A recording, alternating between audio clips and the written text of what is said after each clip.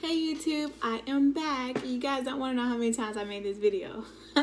Because it's like I don't want to make it too long. I don't want to like ramble, which I'm doing now. So anyway, I just want to talk to you about a few things because I really don't make a lot of videos. So this one might be a little bit longer than 10 minutes. I'm going to try to make it shorter. Okay, so I wanted to go over first why brokers may take more money than they should or than they need to.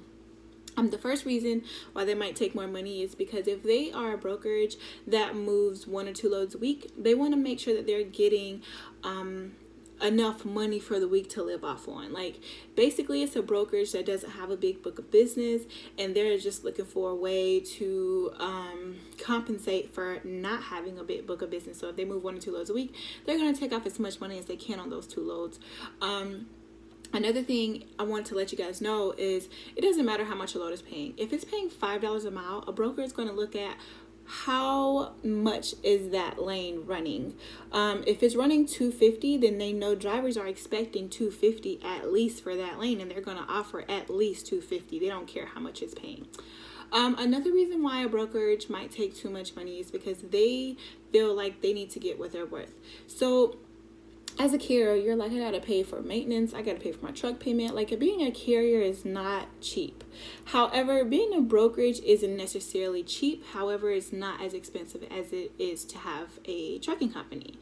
A lot of carriers believe that, well, all they have to do is pay for Wi-Fi and their phone bill. And they just get to sit at home in their PJs and sip coffee and make calls all day. Okay, sometimes that is true, but the amount of effort you put in means or equals the amount of money that you put out. So, or get out of it. So, when you have multiple loads running, you have multiple carriers that you really don't know like that has your freight, then you are like spazzing like, okay, I have to continuously call this carrier. I have to hope that it gets there safely and on time and all this and that.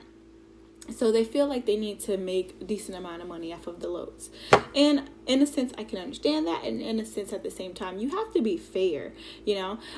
So that's kind of where that comes from, whereas a brokerage takes too much money for knowing their worth, or they could just be simply greedy. So it takes me to my next reason as to why brokers take too much money is because they're responsible for the load. So you guys don't bash me for this, but only the brokerage and the shipper sit at the table. Like the carrier don't sit at the same table because the shipper 9 times out of 10 don't know who the carrier is. Some shippers want to know who their carriers are, but not on a first name basis. They don't care. They just want to know that you have a good track record and they're putting their trust in the broker to find a good carrier. A lot of times the broker is going to go on a low board and find a random carrier. So that's why they hound you guys like that, because they're like, well, I don't know this guy, but I need this load move to make this money, you know? So when something goes wrong with the load, of course, the shipper's going to look at the carrier. Backtrack. If something goes wrong with the load, of course, a shipper's going to look at the broker. They're not going to look at the carrier. The carrier is just like, screw it, I'm not going to take this load. Like, I'm about to drop this trailer at a pilot and say, fuck this job, you know? And that just falls back on the broker. So they do have to take the responsibility for the load. And that's some of the reason why they might change their rates to a rate that you don't agree with. So that brings me to something else I want to talk about as far as relationships. That is what runs the trucking business. And I'm just going to give you an example as to how relationships run the trucking business. So you have to have a relationship. A shipper and the consignee has to have a relationship because the shipper wants the consignee to continue to purchase the freight from them to create a load. Once a load is created, then the shipper has to have a good relationship with the broker, so the broker could find a carrier to move that freight, and then the broker has to have a good relationship with the carrier so the carrier can move that freight. So if you decide at the last minute that you don't want the load, or you show up late, or you mess up a load and it can't be accepted, that potentially messes up relationships between, first of all, that carrier and that shipper, because that shipper's going to look at you like, I thought you trusted this carrier. You said that you will have this done. Because all that a broker does is promise their services, you know. So you could potentially destroy that load for that broker. You can destroy that relationship between you and that broker, so on and so forth. So relationships are extremely important in this industry.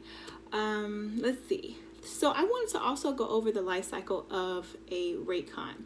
I want you guys to also know that a shipper sends a original rate con to the broker. So for every load, there's at least one rate con. If you have a direct shipper, then there is one rate con. If you have a broker you're going through, then there's two rate cons, or there are two rate cons. So along with that rate con that the shipper sends over, the shipper has their own rules. If you're late, they penalize you. If the load is messed up, they penalize you. If you don't check in, they penalize you. So that's why sometimes brokers are like hounding you guys, because they have to check in with the shipper and they have to know where the load is, because the shipper is asking, and that is on the original rate con. So when it comes over from the shipper, the original rate con is actually transmitted to another rate con that the broker makes as a part of their business. And that's why sometimes when you get a rate con, the information may be incorrect. Like you might have a wrong load number, you might have the wrong address. Some of the things might be incorrect because it's human error. No, it's not illegal, it's a part of business. So when they're switching that information over from the original rate con that came from the shipper to the broker's rate con sent to the carrier, some information may be discombobulated. So also, I want to let you guys know that brokers do not have a lot of control over the pickup times. If a shipper gives a pickup time and they're hounding you to be there by 10 o'clock and you're there by 10 o'clock and they say you have to go into the waiting area, we'll call you when the door is ready, and you wait 7 hours for the load, it's not necessarily the broker's fault. That's just what the shipper gave them. That's it. Like the shipper just give them a certain amount of information and that's it. If the warehouse is behind me because they can't keep up with the production for that day, they're not going to say, well, have your carrier wait 2 more hours. Let them come 2 hours late at 12 o'clock instead of 10 because we're behind. They're not going to say that. You know, it's just going to be another one that bites the dust. That's going to just be sitting there waiting for loads. So that is the process of a rate con. Now, when it comes to me making videos about being leased on, this is why. So remember when I said if there's a brokerage in between, you'll have 2 rate cons. In some instances, you will have 3 rate cons. Every time a new rate con is generated, money is coming out of that load.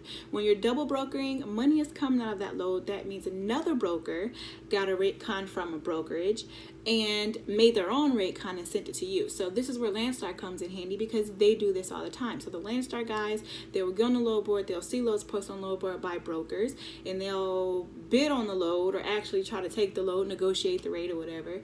And so Landstar agent's on the phone with another broker and is like, yeah, I'll take that load, blah, blah, blah. So the Landstar agent gets the load, actually puts that load on the Landstar rate con and configures the information same way, takes money off of the rate, and then send it to the carrier. And that is why I hound so bad. A lot of times, because I had some people come from me that were with Landstar and was just trying to back them up. You guys, a lot of times when Landstar calls these carriers or shippers, they do not get service. Like, they cannot get freight. And this is why they result to double brokering. So like I said, every time a new rate con is made for a load, then money is coming out. You don't know how many rate cons are made for a load unless you have a direct shipper. So anyway, I feel like I'm leaving out some information, but if I am, I'm just going to back it up in the comments, okay? So I'm going to go in closing with a challenge. I challenge you guys to find somebody that works in a warehouse. Somebody that you know is associate, cousin, friend of the family, who cares. We all know somebody that works in a warehouse. Have them give you the information of who the shipping manager is and the contact information for the shipping manager. I feel like the best contact information is an email, because in an email, if they're professional, they're going to have their phone number, their name, their address, like all kinds of stuff where you can look up the website, what they ship, all that. So you'll be able to send them your information, like what you have to offer, your carrier packets or broker packets and things like that. So I challenge you, as I said, to find someone who works in a warehouse, have them give you the shipping manager's information, their name and email or phone number, and get in touch with that shipping manager and have them whatever you got to do to sell yourself or sell your service to obtain freight from them. That's the challenge I have for you. The reason why I feel like you guys need to do this challenge is because you never know if you can get freight or not if you don't try. If you're a one-man band, it's a possibility that you still can get freight. People like to have customers that have their own equipment versus brokers who can only promise things that they necessarily can't promise because they don't own anything. You get what I'm saying? So let me know if you guys do try that. Let me know how it goes in the comments. It's gonna take more than one call, but you'll have a stronger possibility getting a shipper, whereas you know somebody who works in the warehouse that may know the shipping manager, have been there for a while, and is like, this guy, he will get the job done for you. You get what I'm saying? It's just a person, a human, just like you and I. So it's not that hard. So like I said, that's my challenge to you. Let me know how it goes. I hope everyone's staying safe. I hope you're washing your hands, and I hope that this is over soon so you guys could get back to making money. By the way, I did get a call stating that the only people out there right now making money are the people with contracts. The contract has to be honored.